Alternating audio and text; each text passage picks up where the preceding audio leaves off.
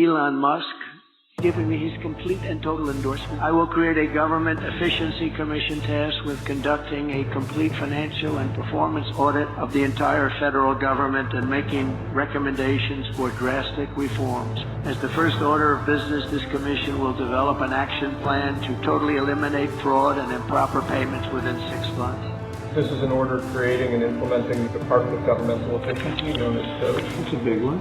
I have created the brand new Department of Government Efficiency. Doge. Perhaps you've heard of it.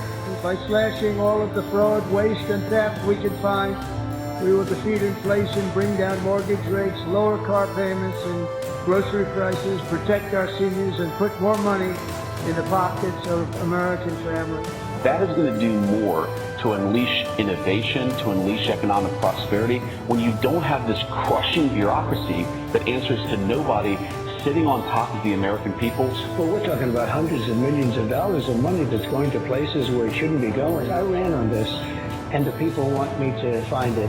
And I've had a great help with Elon Musk, who's been terrific. We are going line by line when it comes to the federal government's books. American taxpayers will see significant savings because of that effort. These are systematic, programmatic reforms that we're talking about here. People work their whole lives and pay taxes, yet they find out that they've been giving $2 million to Guatemala for sex changes. It's outrageous. We've been overwhelmed with the positive response of Elon's efforts. There's going to be so much savings because of what Doge is doing that you should be really, really excited about it. I'm very proud of the job that this group is doing. They're doing it at my insistence. It would be a lot easier not to do it, but we have to take some of these things apart to find the corruption. We found tremendous corruption.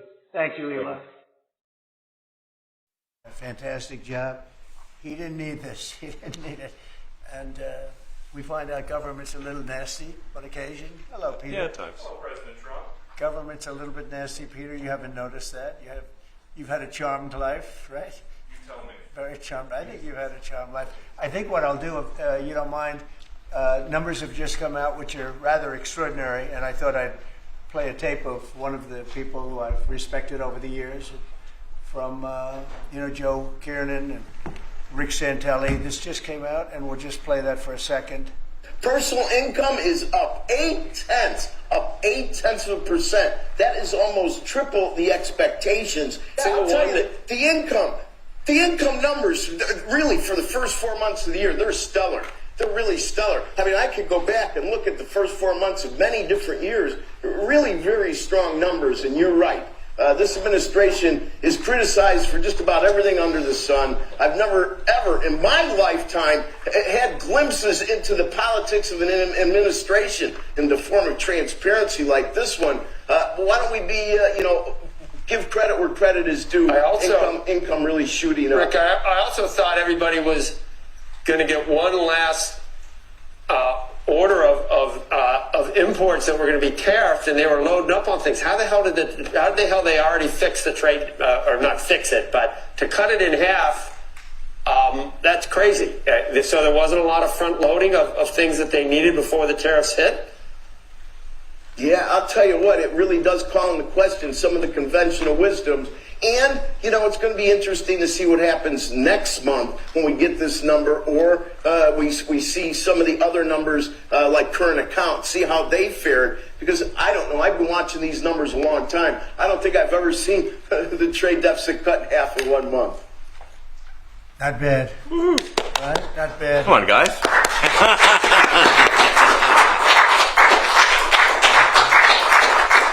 Yeah. I see Howard and Scott are here, so it's great.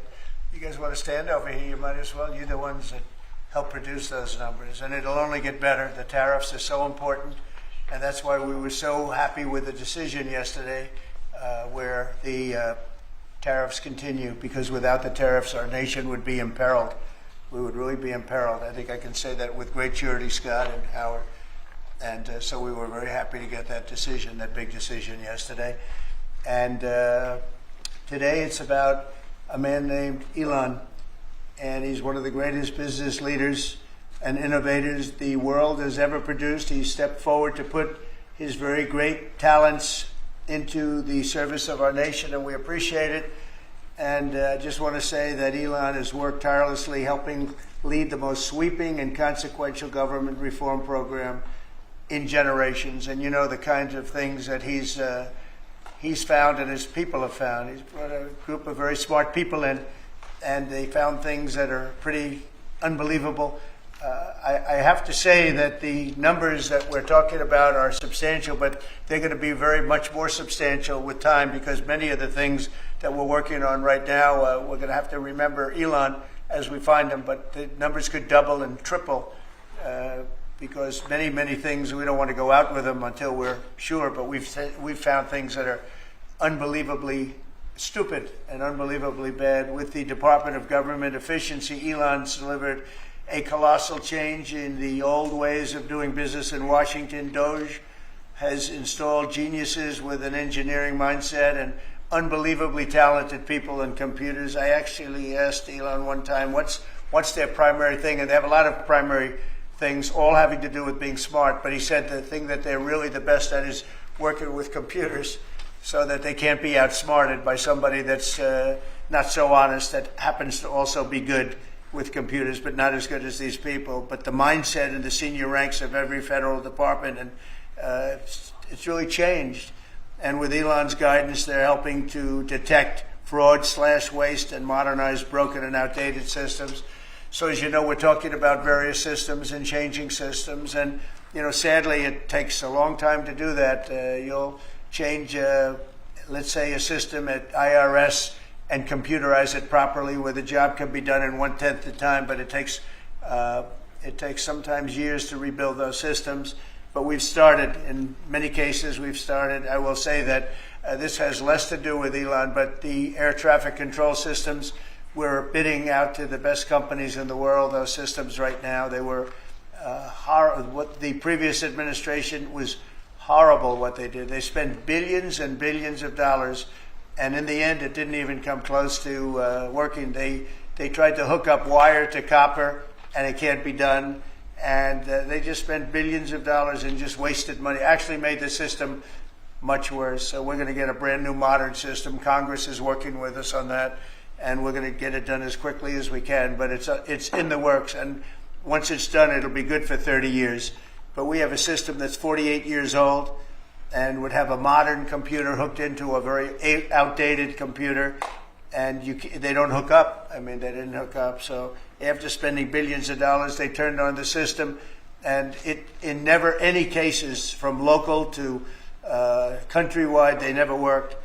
More than 75,000 bureaucrats have voluntarily left their taxpayer-funded jobs to come out and really do the job. Countless wasteful and unnecessary contracts have been terminated, and you know that we have terminated many contracts, and many contracts, Elon, are right now being looked at, and it may be 6 months, it may be almost a year in some cases. We're going through procedures, we're going through courts, and we'll remember you as we announce billions of dollars of extra waste, fraud, and abuse. Just as an example, Doge canceled $101 million for DEI contracts at the Department of Education, $101 million, and that was just a small section of the Department of Education. $59 million for illegal alien hotel rooms in New York City, and the landlord never made the kind of money that he made in the last short period of time. $59 million to a hotel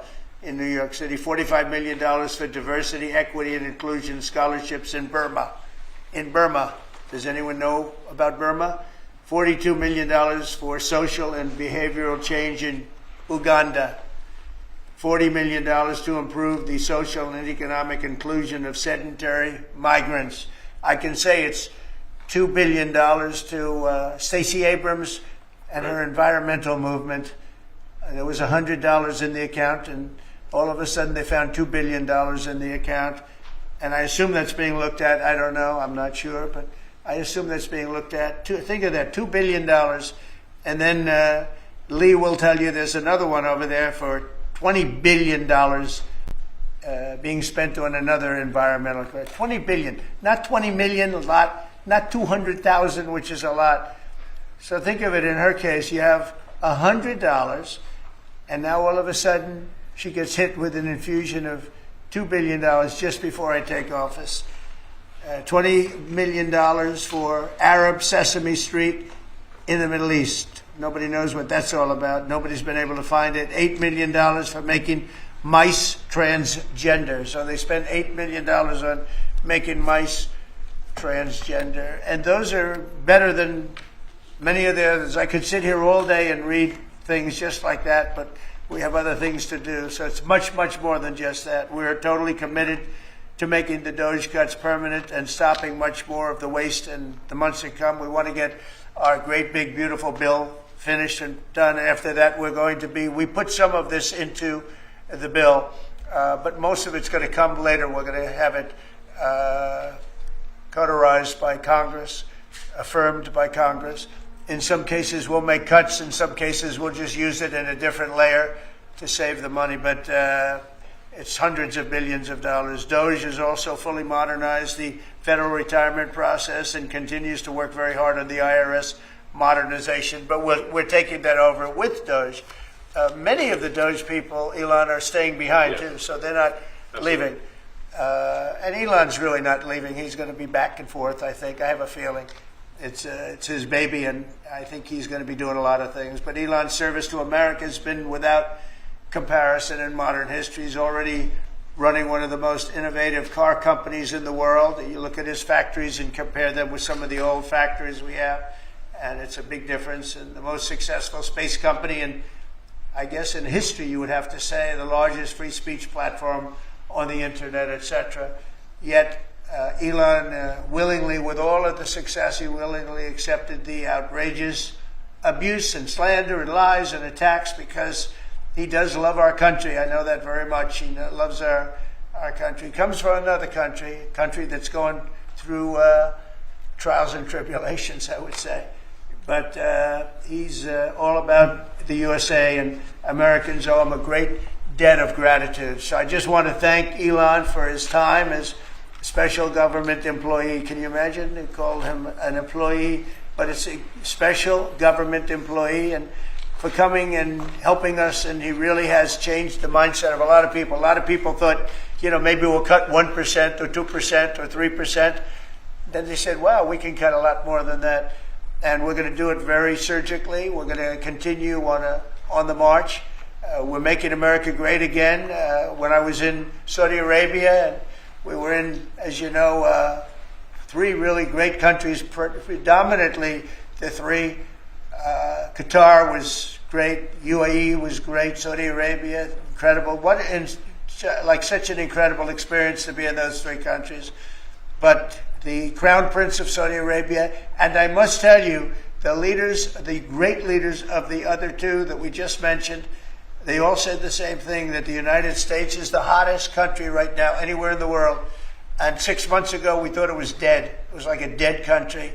And it would have been a dead country if we didn't have the right result on November 5th. It would have been a horrible, horrible situation was going on with the borders, with transgender for everyone, men playing in women's sports, and so much more. But they were saying the hottest country anywhere in the world. And then I played that little clip because I was one person who was respected, or two people, because Joe was in that one too. Joe's a good man. But that was one group of people saying something about the success of what we've done over the last 4 months. They cannot believe it. In the one case, they said they've never seen anything like it as long as they've been doing what they've been doing. They've been doing it for a long time. So I want to thank Elon for helping. And again, the United States right now is the hottest country anywhere in the world. There's no country as hot, and we're doing really well.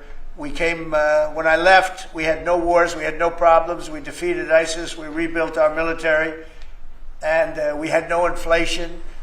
And when I came back, we had a lot of inflation, we had wars all over the place. We had the embarrassment in Afghanistan where we gave up billions and billions of dollars of military equipment, the most embarrassing moment in the history of our country, I believe. I believe that strongly. We have Russia with Ukraine. We had the attack in Israel in October, the horrible attack, October 7th. Horrible, horrible attack. Nobody's ever seen anything like it. And now we have something where we're really healing a lot of that. We stopped India and Pakistan from fighting. I believe that could have turned out into a nuclear disaster. And I want to thank the leaders of India, the leaders of Pakistan, and I want to thank my people also. We talked trade.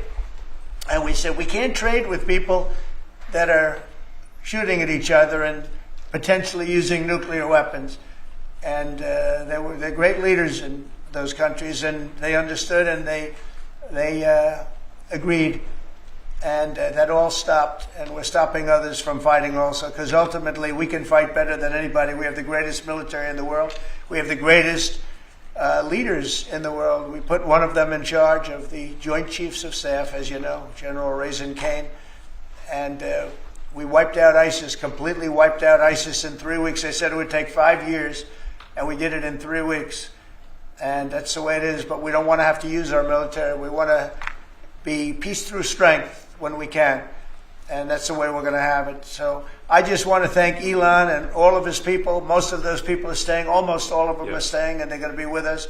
And you're going to see the results coming long into the future. Even a year and 2 years later, you're going to see a lot of the results, and those hundreds of billions of dollars are going to be adding up, and they're going to continue to add. It'll be interesting, really interesting to see what the final number is going to be. But again, Elon gave an incredible service. Nobody like him, and he had to go through the slings and the arrows, which is a shame because he's an incredible patriot. The good news is that 90% of the country knows that, and they appreciate it, and they really appreciate what he did. And I gave him a little special something we have here. Thank you. A very special that I give to very special people.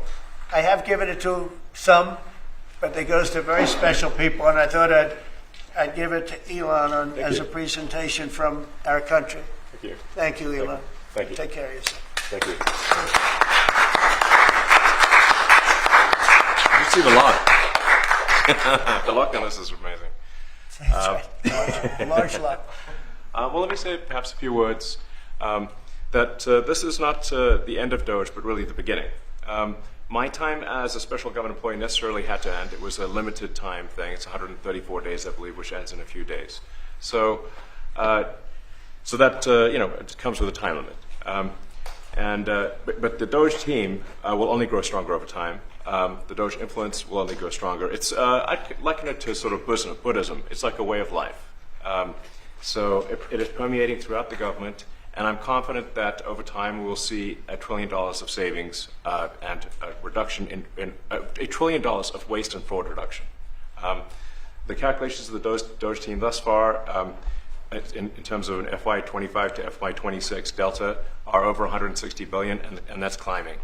We expect that number will probably go over 200 billion soon. So I think the Doge team is doing an incredible job. They're going to continue doing an incredible job, and I'll continue to be visiting here and be a friend and advisor to the president, and I look forward to times being back in this amazing room. By the way, isn't this incredible? Look at this incredible. It's stunning.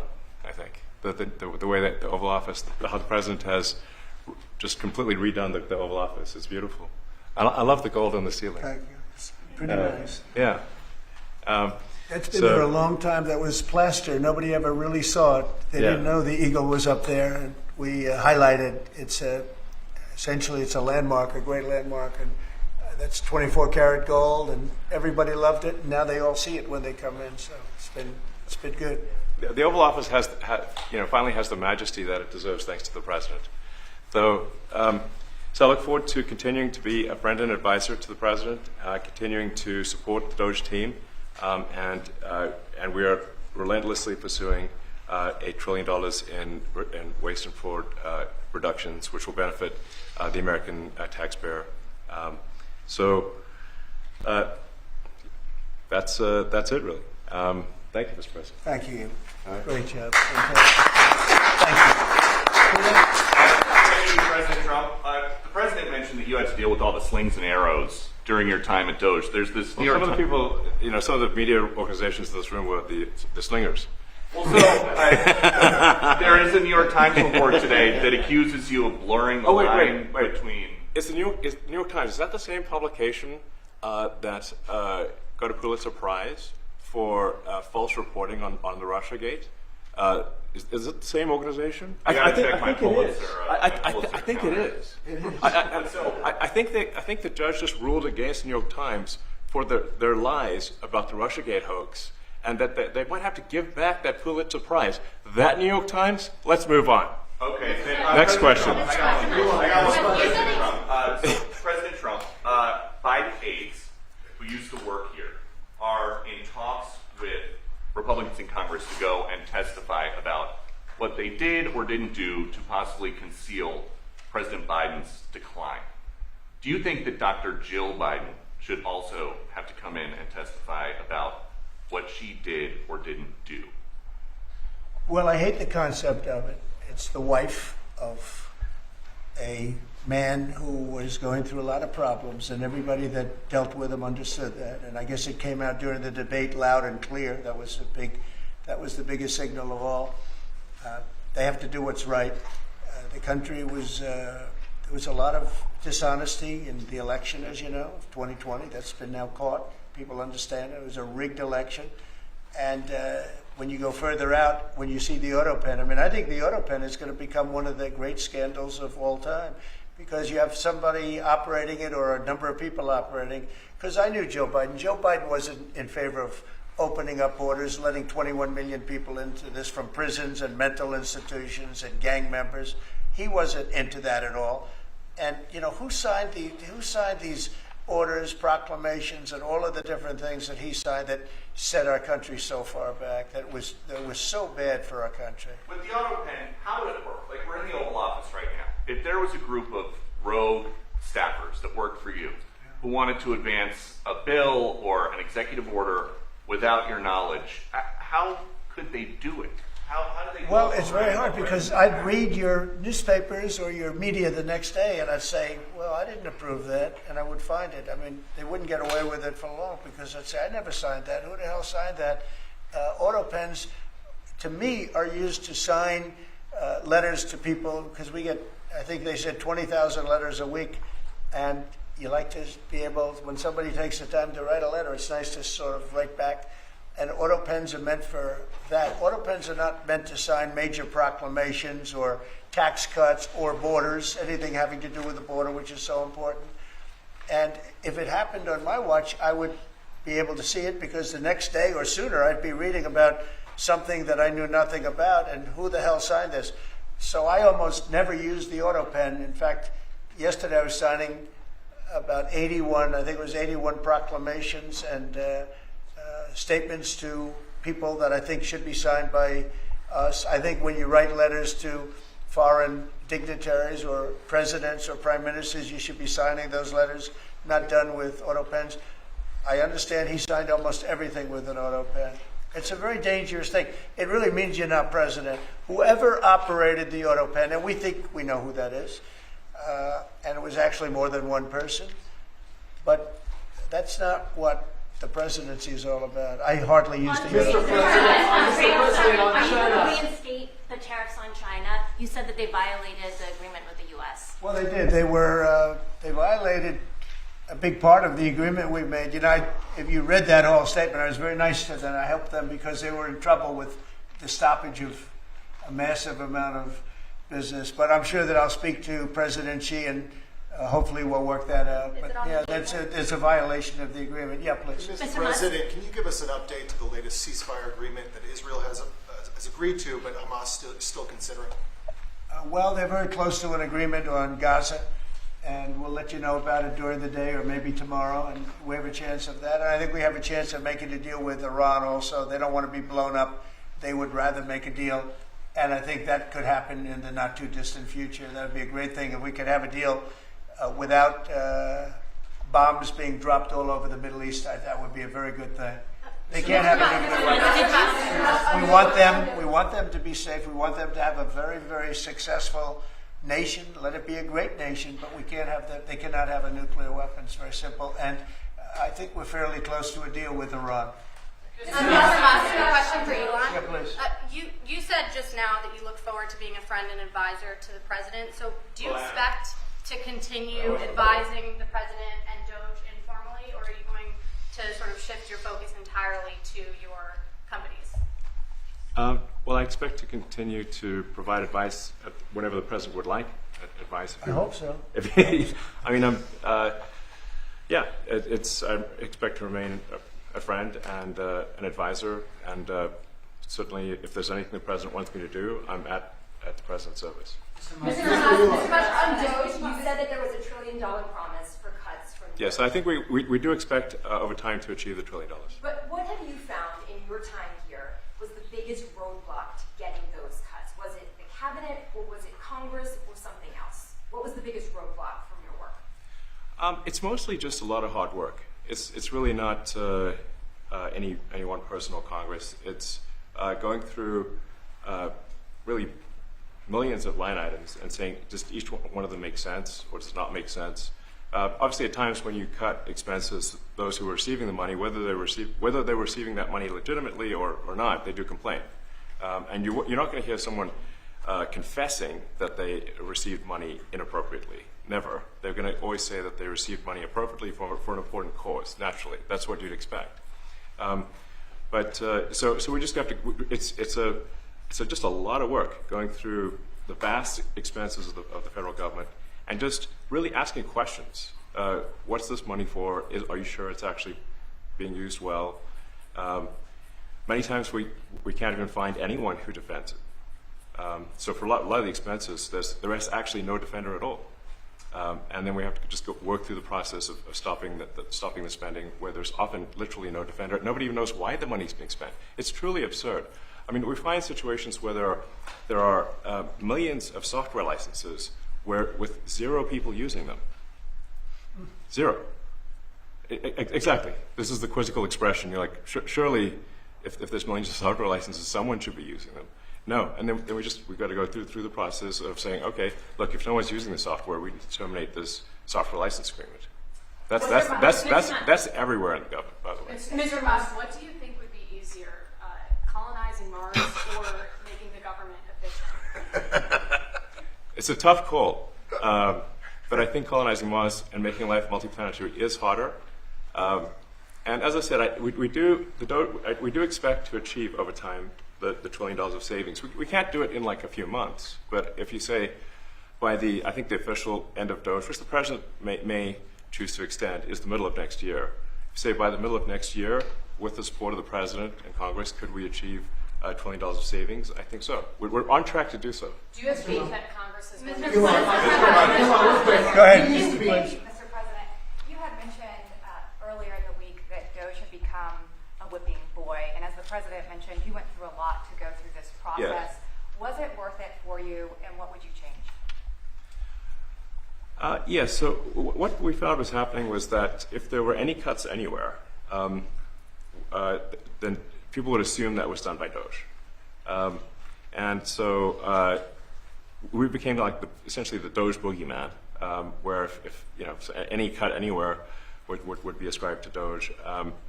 A friend of mine's daughter, who's at law school at Georgetown, thought that Doge had cut the Senate, the internships the legal internships for the Senate, and we have nothing to do with that. So if they have been cut, it's not to do with us. Just as an example. So it just became a bit ridiculous, where any cut anywhere was somehow Doge, and including things that made no sense, and we would agree made no sense. There are many things that occur in the government because it's the banal evil of bureaucracy. It's sort of the frankly largely uncaring nature of bureaucracy. It's as the great Milton Friedman said, money is spent most poorly when it is someone else's money being spent on people you don't know, and that's how federal spending is. And then you can't really even blame the individuals, because the way the government works is complaint minimization. So when someone within the government tries to stop money being spent, there's usually someone that complains, and then their manager will say it's not worth the trouble. just pay it anyway. That happens over and over again. So was it I think it was an important thing. I think it was a necessary thing, and I think it will have a good effect in the future. Thank you, President Trump. This week there was a video on board a plane that showed the First Lady of France slapping her husband, Emmanuel Macron. Do you have any world leader to world leader marital advice? Make sure the door remains closed. That was not good. Yeah. Was not good. No, I spoke to him, and he's fine. They're fine. They're two really good people. I know them very well, and I don't know what that was all about, but I know them very well, and they're fine. I got a little shiner here. What do you think about the Democratic Party plan to avoid being swept in every battleground state again by spending $20 million to study how to speak to American men? Well, you know, they spent $2.8 billion. We spent 1.5. We spent much less. We spent about half of what they spent, and at the end they were $28 million short. They had to be. They spent $2.8 billion. It's a lot, but they couldn't get $28 million at the end, and now they want to spend. I read that they want to spend money to learn how to talk. That's fake. You don't want to be fake. You shouldn't have to hire consultants to say what America needs, because then the consultants should be running the deal, not them. But I read that they want to spend a lot of money in each state. So we won all 7 swing states, 7 out of 7. We won a lot more than that. We won the popular vote. We won everything, and they want to spend money to find out what they did wrong. And I mean, I could tell you what they did wrong. I could tell you every one of their programs. When they say men playing in women's sports, I would say that's not a winner. When they say transgender for everybody, I think that's not a winner. When they say open borders so the entire world population of criminals can pour into our country, I don't think that's a winner. I mean, I just gave them that for free, but I don't know if they'll change their ways. I see them all the time. I see people that I know in Congress, Democrats, they're trying to justify some of the things I just said. You can't justify them. I always hear they're 80-20 issues. I say they're not 80-20, they're 97-3. They might be 99-1. They're not 80-20. They wish they were 80-20. And they're wasting a lot of money if they're going to continue with that nonsense. And this Mr. President, on the big six question, but back when you listed The Apprentice, you mentioned once in 2012 that Diddy was a good friend of yours back then. He has since found himself in some very serious legal trouble. Yeah, that's true. Would you ever consider pardoning him? Well, nobody's asked. You had to be the one to ask, Peter, but nobody's asked. But I know people are thinking about it. I know they're thinking about it. I think people have been very close to asking. First of all, I'd look at what's happening, and I haven't been watching it too closely, although it's certainly getting a lot of coverage. I haven't seen him. I haven't spoken to him in years. He used to really like me a lot, but I think when I ran for politics, that relationship busted up from what I read. I don't know. He didn't tell me that, but I'd read some little bit nasty statements in the paper all of a sudden. It's different. You become a much different person when you run for politics and you do what's right. I could do other things, and I'm sure he'd like me, and I'm sure other people would like me, but it wouldn't be as good for our country. As we said, our country's doing really well because of what we're doing. So it's not a popularity contest. So, I don't know. I would certainly look at the facts. If I think somebody was mistreated, whether they like me or don't like me, it wouldn't have any impact on me. Mr. President, on the Big Beautiful Bill, would you like to see the Senate build in some support for your tariffs on the Big Beautiful Bill, or should that be a standalone bill? I have great support on the tariffs. I mean, I was so honored that we got that ridiculous stay lifted, because that would have taken away presidential power. It would have taken away everything that was granted by the founders. It would have been a terrible thing. And it would have, most importantly, left us vulnerable. We have a lot of countries that use tariffs on us and use them viciously, viciously. And if we didn't have the power to use tariffs on them, and instantly, not when you go back to Congress and try and get hundreds of people to agree on something, that would take months to get just one simple proclamation. If we didn't have the power to counteract their powers, you wouldn't have a country left. We have to act fast. We have to be fast and nimble, as they say. And that was a really great moment, I think, yesterday when that stay was lifted. And hopefully now we'll go to court and just win that battle. Because if we don't have the power to do what they're doing to us, we are going to be a great nation no longer. Elon Musk was once idolized by folks on the left in this country before joining your administration. Now he's considered a hero by conservatives. Why do you think this man, what he's done in American life, has been so politicized? Well, his life has been amazing. I mean, I look at so many different things. I look at that rocket being, guided back into position. I've never seen that before. I thought it was a space movie. I thought it was a movie. You look at what he's done in terms of communication. It's been unbelievable. So many different, even tunnels going underground, not having to go through all the process of going, he's got a company that does that. He's got so many different companies. Starlink, as an example. He saved a lot of lives, probably hundreds of lives in North Carolina. I don't even know if you remember, but I called you. They needed Starlink in North Carolina. And I didn't know what the hell Starlink was. I said, what is it? Who owns it? He said, do you know Elon Musk? I said, yeah, I happen to know the gentleman. This was before his government stay. And they said, we really need it because North Carolina became an island. It was, people had no communication. They had no access to anything, and they were dying. And I called up Elon, and you can't get it because it's so successful. It's very hard to get. And he had so much of it brought over there, and they told me it was unbelievable. It saved a lot of lives. So, he's just done a lot of things. I don't think he gets credit for what he's done. But he's a very good person, too. Mr. You know what? If he wasn't a good person, but he did the same things, I'd probably maybe speak differently. He happens to be a really good person who loves the country. Mr. Musk, the beautiful bill. You had indicated this week that there were some things you didn't like about what had passed in the House. What changes do you want to see the Senate make? And you had also indicated there were things you didn't like about the bill. What would you be suggesting he push senators to change in their version? Well, I'll tell you, I'll go first. It's an unbelievable bill. It cuts your deficits. It cuts, it's a huge cutting.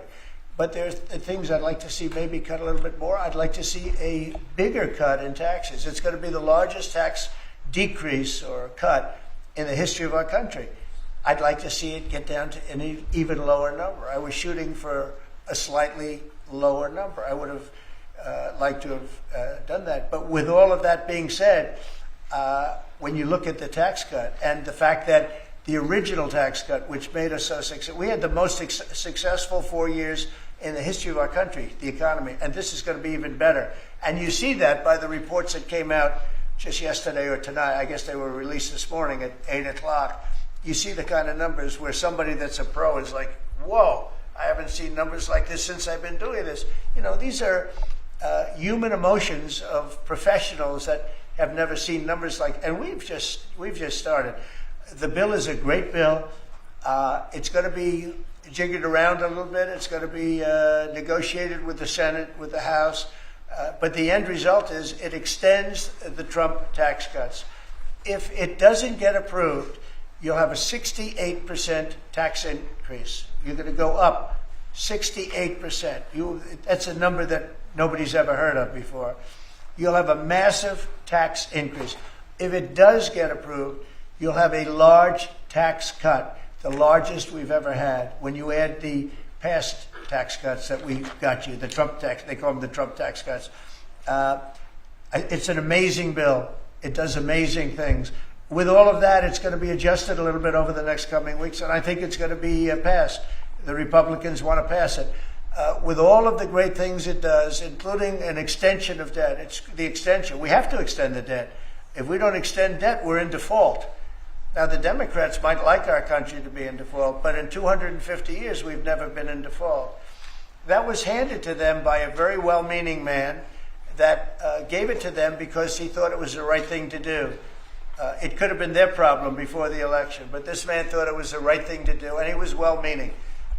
I don't hold anything against him for that, but that was put on our plate when it should have been on the Democrats. September 28th, a famous date. It should have been taken care of by the Democrats, but this person, a man of power, gave it to us so that in June that comes due. Well, we have to take care of that because if we don't take care of it, we have a country in default, and we don't ever want to have a country in default. I'll tell you, a certain Senator Elizabeth Warren said that she would never, ever allow a default on our debt. She would never let it happen. And she would like to get rid of the debt ceiling, what's called the debt ceiling. I call it the debt extension because we really need an extension. That she'd like to see that gotten rid of. And there are many people that agree. Many Democrats agree with that. But we gave that through, and I don't want to say an error. He did it well-meaning. They gave that to us. It was a Democrat problem just before the election. Would have had a huge impact on the election. And to our benefit, we won anyway, but to our benefit. But felt that really for the good of the country, we should extend that. But Elizabeth Warren and various other people would like to see that. Her whole career, she wanted to see it terminated, gotten rid of, not being voted on every 5 years or 10 years. And the reason was because it's so catastrophic for our country. And I always agreed with her. That was one thing I agreed with her on. Now, I haven't spoken to her, but I would say that if you asked her that question now, she'd say, no, it's their problem. But it's a very unfortunate situation. It's a very unfair situation. And she happened to be right on that. It should be gotten rid of, or it should simply be extended. But that's one of the things that gets taken care of in this bill. That automatically gets extended for a 4-year period, and it should be. But I agree with Elizabeth Warren on that. I think you should get rid of it. It's too catastrophic. Mr. Musk, yeah, please, go ahead. Do you want to see, Mr. Musk, to the bill? And to international students, I guess you're welcome to study in the United States. And one question for Mr. Musk. To students? Well, we want to have great students here. We just don't want students that are causing trouble. We want to have students. I want to have foreign students. I think Harvard, it's close to 31%. That's a lot. Our country's given $5 billion plus to Harvard over a short period of time. Nobody knew that. We found that out. I wouldn't say that was a Doge thing, but we found that out over a period of time. That was sort of a Trump thing. We ended up in litigation for other reasons because they're very anti-Semitic. And in finding out and in going through the books, we found out that the country gave them $5 billion plus, much more than that, actually. And we're having it out with them, and let's see what happens. I think we have a very good, it's a very sad case. It's a case we win. We can't lose that case because we have the right to make grants. We're not going to make any grants like that. But I don't think Harvard's been acting very nicely. I think Columbia wants to get to the bottom of the problem. They've acted very well. And there are other institutions, too, that are acting, but Harvard's trying to be a big shot. And all that happens is every 3 days we find another $100 million that was given. 2 days ago, we found $200 million more. The money's given to them like gravy. I'd like to see the money go to trade schools, where people learn how to fix motors and engines, where people learn how to build rocket ships, because, somebody has to build those rocket ships. Yeah. And I'd like to see trade schools set up, because you could take $5 billion plus hundreds of billions more, which is what's spent. Absolutely. And you could have the greatest trade school system anywhere in the world. And that's what we need, to build his rockets and robots and things that he's doing, and to build lots of other things. And, I went to school with people. In some cases, they weren't good students, but they could fix the engine of a car better than anybody I've ever seen. They could take it apart blindfolded. They had an ability at that. And they did very well. They made a lot of money. It's a very skilled job. It's great.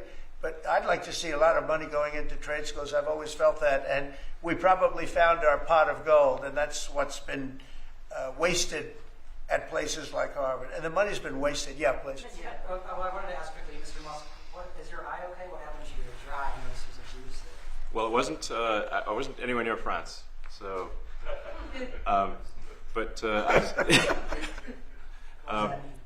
No. I didn't notice about the First Lady of France getting slapped. I didn't notice. I was just horsing around with Lil X, and I said, "Go ahead, punch me in the face," and he did. Turns out, even a 5-year-old punching you in the face actually does. That was X that did it? Yeah. X could do it. If you knew X, I was with his mom right now. But I didn't really feel much at the time, and then I guess it bruises up. But I just horsed around with the kids. I didn't notice it, actually. I know that you try to stay pretty neutral because not your war. But and by the way, not my war. I just want to solve the problem for people. This was not a war that was going to happen if I were president. Right, and so not your war. But as try to fix it, and as you survey this hellscape of the Ukrainian front lines, it's horrible. And you guys, you and your team deal with a very stubborn Vladimir Putin. Do you And Zelensky. Yeah. But do you look at this Very conflict stubborn Zelensky too. any differently now? Like, do you look at this and see Putin as the good guy or the bad guy? So I've known him very well, and I went through a lot of things with him because Russia was, the Russia hoax turned out to be a total hoax. New York Times, they got a Pulitzer Prize. They have to give back the Pulitzer Prize. That's my lawsuit, and they're doing very poorly in that lawsuit. But they wrote stories about how it was true and it was false, and a lot of Washington Post also. I have gotten to see things that I was very surprised at. Rockets being shot into cities like Kiev during a negotiation that I felt was maybe very close to ending. We were going to solve a problem, and then all of a sudden rockets got shot into a couple of cities and people died. I saw things that I was surprised at, and I don't like being surprised. So I'm very disappointed in that way. With that being said, I'd like to see it end. 5,000 people, I think the number's even more than that, but 5,000 people a week are being killed. Mostly soldiers, but also people that live in little cities and towns throughout Ukraine. And I'd like to see that stop. And I asked Caroline this yesterday, but I want to ask you directly. So many of the things that you're trying to do are held up in court right now. If the courts are going to have so much influence over U.S. policy, do you wish you would have just become a judge instead? Yeah, well, look, it wasn't meant to be that way. If you look at the founders, the president had certain powers, and you have your three groups, and they all had supposed to be pretty equal powers. But you can't have a judge in Boston running foreign policy in places all over the country because he's got a liberal bent or he's a radical left person. That's what the executive branch is for, and you have checks and balances. But we had millions of people pour into our country, many criminals poured into our country, murderers, mental institutions from all over the world being emptied out into our country. And if we don't get them out and get them out quickly, could lose your country very easily. This is a bad, that anybody would allow this to happen to our country. With all of the things, we took over inflation, we took over some wars, we took over a lot of problems that didn't exist when I was president. None of it existed. We wiped out ISIS. Other than that, we had no wars. Putin was never going to hit Ukraine. Israel would have never been attacked. That attack, as you know, Iran had no money. They didn't have money for Hamas. They didn't have money for Hezbollah. They had no money whatsoever. That wasn't going to happen. All of these things that happened weren't going to happen. You wouldn't have had inflation. So it's very sad when I came back. But the thing that is the hardest is that they allowed 21 million people into our country. And many of those people are stone-cold criminals. They moved their criminal population into the United States. And of all the things that are bad, I solved inflation, I believe, already. I got the fuel prices down. The fuel prices came down. That's one of the reasons they screwed up the energy. They screwed up the cost of gasoline and oil and gas. And you had tremendous inflation, the greatest inflation probably in the history of our country under Biden. And when people said, oh, but the economy was, no, the economy was terrible for the people because they couldn't afford the energy. And the energy brought everything else up. Energy is the big deal. But with all of that, we solved that already. In 4 months, we solved it. $1.99, $1.98 gasoline. First time people have seen that in a long time since my term. But the hardest thing to solve is millions of people pouring into our country, many of whom are criminals. Because remember, these countries are smart. Their leaders are very street smart. They're sending the people that they don't want. They don't want the people that are there, that are law-abiding, that are productive, that are working hard. They want people that are in jails. We have them. They allow them to come in. And I always look to the other side, like, why would somebody do something? In business, I try and study, why would they want to do this? Why would they want to sell it? Why would they want to buy it? One thing I can't figure out is what would were they thinking when they allowed millions of people from prisons all over the world, not just from South America, Venezuela, all over the world, from the Congo in Africa, hundreds of people, thousands of people from the Congo, rough prisoners, from Asia, from Europe, rough parts of Europe. Why would they allow them to come into our country? Why would they do that? It's the one thing I can't figure out.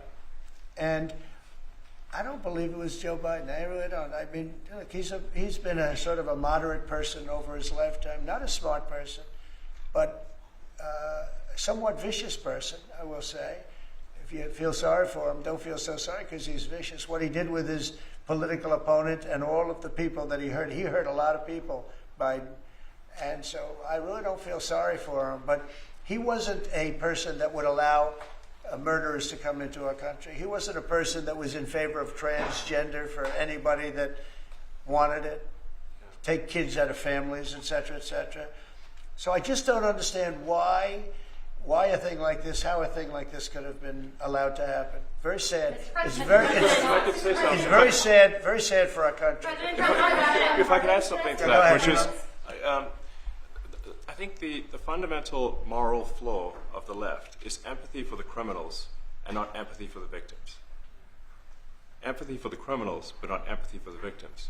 And there's been way too much of that. That needs to stop. To the president's point, there's been immense judicial overreach that is unconstitutional. That was never intended. And it's undermining the people's faith in the legal system. It needs to stop. It's gone too far. And just today, we had, just a couple of hours ago, we had a great decision from the Supreme Court, thank goodness, that was very important. We had two important decisions yesterday on the tariffs because, again, we have to be able to fight a fair fight with other countries. Howard, would you say?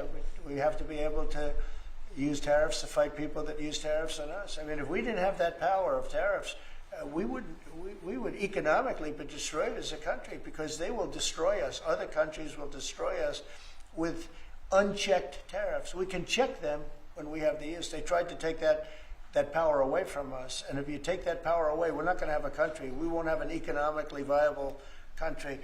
But it's very important on immigration that we be able to get people out without having to go through a long court case. I mean, it was up to some of these judges. Every single one of these millions of people, criminals, prisoners that were let go from jails because they save a fortune when they did. They brought them into the United States. You know what they're saving? The money they're saving? But some of murderers, it's very important that we're able to get those people out of here fast, bring them back to their country where they belong. And those countries take them because if they don't take them, they have to go through the wrath of the United States, and they take them. But we have judges that don't want that to happen, and it's a terrible thing. That's going through the court system right now, that whole situation. But when ICE and with Border Patrol, they've done an incredible job. When they do this incredible job and they capture 100 killers and drug dealers, and we can't keep them for years here as we go through trials. We have to get them out rapidly, and we know who they are. And we're very careful about who they are, but we have to get them out rapidly, or again, we're not going to have a country. Okay? Maybe one or two more. Go ahead, please. That tariff may also affect companies like Tesla, which has cars manufactured abroad, and this is also to use Musk. Well, he's going to end up building his whole car here. I mean, I thought he built his whole car. Pretty much he does. He's got incredible factories in, like I looked at one in Texas. It's unbelievable. No way. All of the manufacturers will build their parts here too. I mean, it used to bother me. They make a part in Canada, a part in Mexico, a part in Europe, and sent all over the place, and nobody knew what the hell was happening. I think it's ridiculous. You build a car, make it in America, and I gave them a little leeway on that. You know, I gave them some leeway. But over the next year, they've got to have the whole thing built in America. That's what we want. We want America to buy American-built cars. Thank you very much, everybody. Thanks, guys. Thanks, guys. Thank you guys. Right out this way. Thanks, guys. Good meeting.